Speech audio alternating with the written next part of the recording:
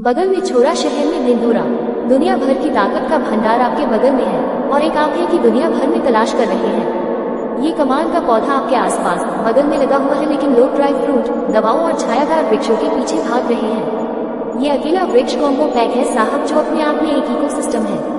बाकी की माथा पच्ची भी होगी। तब तक आप अपना अनुभव शेयर करें, जरा गैसें लगाइए कि मैं क्या कहने वाला हूँ। वैसे उम्र के विषय में हमारे क्षेत्र में एक कहावत है, आंखी देख के माखी न निगली जाए, सहगी उम्र फोड़ के न खाए। इस देशी कहावत के अनुसार अगर उम्र को फोड़ कर खाया जाए तो हवा लगते ही इसमें कीड़े पड़ जाते हैं, इसीलिए इसे बिना फोड़े ही खाया जाता है। लेकिन सच तो यह है कि इसमें छोटे छोटे कीड़े वॉस्प मौजूद रहते ही हैं। वनस्पति विज्ञान की भाषा में गोलक का फल हाइपेंथोडियम कहलाता है, जिसमें फूल पुष्पक्रम के आधारीय भाग मिलकर एक बड़े कटोरे या बॉल जैसी संरचना बना लेते हैं, और इस गोलाकार फल जैसी संरचना के भीतर कई नर और मादा पुष्प जननांग रहते हैं, जिनमें परागन और संयुग्मन के बाद बीज बन जाते हैं। फल के परिपक्व होने के पहले उस पर विशेष प्रकार की मक्खी सहित कई कीट प्रवेश कर जाते हैं। कई बार वे अपना जीवन चक्र भी यही पूर्ण करते हैं। जैसे ही फल टूटकर जमीन से टकराता है, ये फट जाता है और कीड़े मुक्त हो जाते हैं। ऐसा न भी हो तो कीट छिद करके बाहर निकल जाते हैं। चलिए इन सब से हटकर अब चर्चा करते हैं इसके औषधीय महत्व की। हमारे गांव के बुजुर्गों के अनुसार इसके फलों को खाने से गजब की ताकत मिलती है और बुढ़ापा थम से जाता है। मतलब अंजीर की तरह ही इसे भी प्रयोग किया जाता है।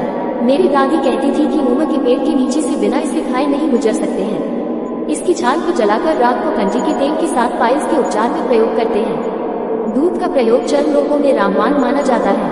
दांत होने पर उस स्थान पर इसका ताज़ा दूध लगाने से आराम मिलता है।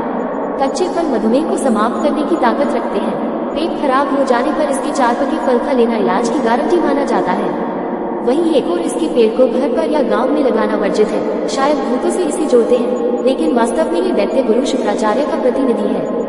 वास्तु के अनुसार धूप और कांटे वाले पौधे घर पर लगाना उचित नहीं होता। बुद्धिजीवियों का मानना है कि वास्तव में इसे पक्षियों और जानवरों के पोषण के लिए छोड़ने के लिए ऐसी मान्यताएं बना दी गई होंगी जिससे लोग इसके फलों और पेड़ का अत्यधिक दोहन न कर सके। पक्षियों के लिए तो यह वरदान है और पक्षी ही इसे फैलाते भी हैं। व्यवहारिक रूप से यह पक्षियों का पसंदीदा है, तो पक्षियों की स्वतंत्रता के उद्देश्य से भी इसे घर से दूर लगाना सही प्रतीत होता है।